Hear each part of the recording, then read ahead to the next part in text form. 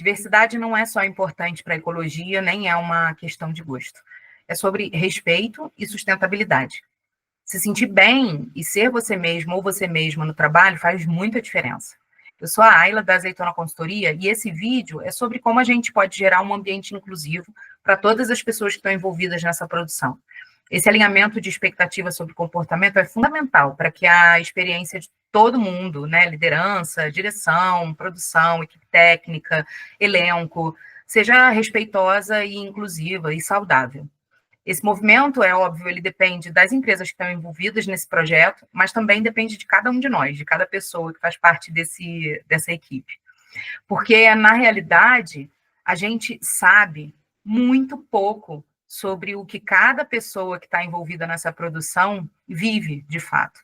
E quando a gente só sabe um pedaço, a gente acaba, muitas vezes, se relacionando com o que a gente pensa que elas são, e não necessariamente com o que é a realidade. Então, o objetivo dessa nossa conversa é aumentar a consciência sobre o impacto que as nossas atitudes causam nas outras pessoas. E quando elas disserem que se sentiram desconfortáveis, que a gente legitime esse sentimento, porque o desconforto dela não necessariamente é o mesmo desconforto que eu teria. Não é sobre ser uma má pessoa ou uma boa pessoa. Tem muito menos a ver com a intenção que a gente tem e muito mais a ver com o resultado, com o impacto que a gente causa. O convite com esse vídeo é que a gente preste atenção em como a gente está se comunicando e na reação das outras pessoas a partir de alguma coisa que a gente falou ou que a gente fez. E quando a gente vira alguma coisa que gerou desconforto ou que a gente presenciou, que a gente se sinta confortável de intervir de uma forma construtiva, pedir desculpa se a gente fizer alguma coisa, não repetir o erro, ou então chamar essa pessoa para uma conversa. Esse ambiente de autorização, entre muitas aspas, para a gente falar como a gente está se sentindo, ele é muito poderoso para a saúde mental e bem-estar dentro do trabalho. A realidade é que, quando a gente assume esse compromisso de naturalizar a conversa, ao invés de naturalizar o desconforto, a gente também está se comprometendo a mudar essa realidade que vocês estão vendo aqui nesse slide. O percentual de violência dentro das experiências de trabalho no audiovisual ainda é muito grande. Essa pesquisa é específica sobre a nossa indústria e mostra que 81% das pessoas ainda presenciam ou passam por experiências muito violentas ao desenvolver, gravar ou encenar um projeto audiovisual.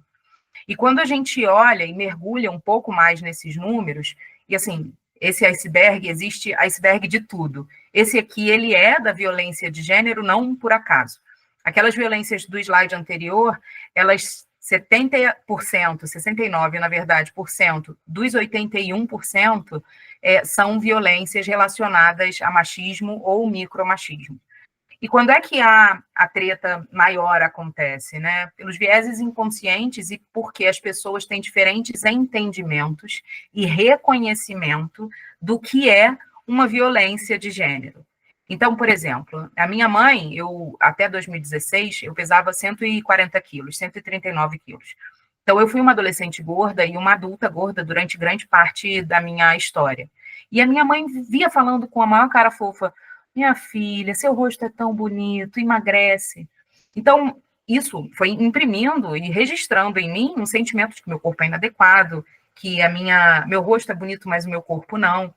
Isso fez com que hoje eu seja uma mulher cis, branca, pansexual, casada com uma outra mulher. Minha história, minha vivência faz com que eu tenha meu interesse também, faz com que eu tenha um entendimento de violência de gênero e que eu reconheça que, por exemplo, a invisibilização das mulheres é uma violência de gênero.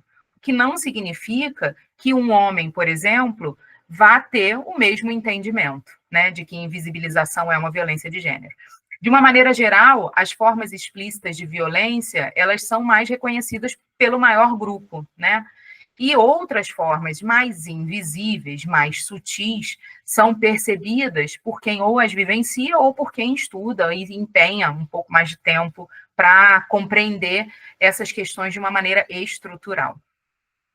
E a gente poderia, gente, ficar aqui horas falando sobre o que é cada uma dessas coisas, né? Discriminação, etarismo, racismo, gordofobia, machismo, mansplaining, gaslighting, tem tantos nomes, mas o que a gente quer sugerir e a abordagem que a gente adota na Azeitona, e quando essa produtora abre espaço para a gente falar sobre isso, ela também concorda, é que a gente precisa conversar sobre esses desconfortos que a gente vai sentindo ao longo das gravações e das experiências de trabalho de uma forma mais natural.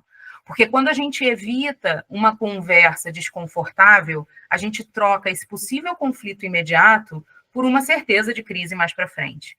Então, a ideia e a nossa intenção é que, ao longo das próximas semanas de gravação, que a gente consiga construir um ambiente de autorização para as pessoas dizerem como elas se sentiram com alguma atitude ou com algum comentário que foi feito, e que isso não seja levado para o lado pessoal. Nosso audiovisual é muito relacional e muito informal, e é muito fácil da gente misturar essas estações. Então, naturalizar e conversar sobre essas questões de uma forma construtiva é muito poderoso. Agora, alguns erros não podem mais acontecer, né? Então, dentro dessa produção, assédio moral, sexual, humilhações, agressões verbais, essas condutas abusivas de uma forma geral, não podem ter espaço no nosso set. Elas criam um ambiente hostil e, de fato, tem muitas pesquisas que mostram que prejudicam a saúde mental, produtividade das pessoas, o bem-estar emocional. É muito importante que a gente consiga identificar esses comportamentos, se sentir confortável para denunciar e conversar sobre eles. Então, se você vir alguma coisa, fala alguma coisa. Procura pela sua liderança, pelo seu ponto de contato, se você for parte do elenco. Se você não se sentir à vontade para falar com essas pessoas, fala com a produção executiva. Se não se sentir confortável, fala com a pessoa de RH da Azeitona, que nesse projeto tem. Ou então, se você não se sentir confortável com nenhum desses caminhos, está tudo bem. É só você procurar o canal de denúncias que está disponível nessa produção para você enviar o seu relato de forma anônima e totalmente confidencial. Nesse projeto, você tem uma pessoa de RH da Azeitona disponível e nosso papel é colaborar para que as relações sejam saudáveis, seguras. Então, se você precisa, por exemplo, contratar alguém, fazer um desligamento, dar um feedback difícil, conduzir uma conversa que seja desafiadora, pedir um aconselhamento do ponto de vista de desenvolvimento de carreira, fazer uma denúncia, a pessoa de RH de produção da Azeitona está à sua disposição. Muito obrigada por você ter assistido esse vídeo e eu espero de verdade que a gente se encontre por aí, pelas semanas de gravação, e que a gente tenha uma ótima experiência, que a gente chegue no final e tenha tido muito orgulho de ter produzido esse projeto. Um beijo, obrigada. Tchau.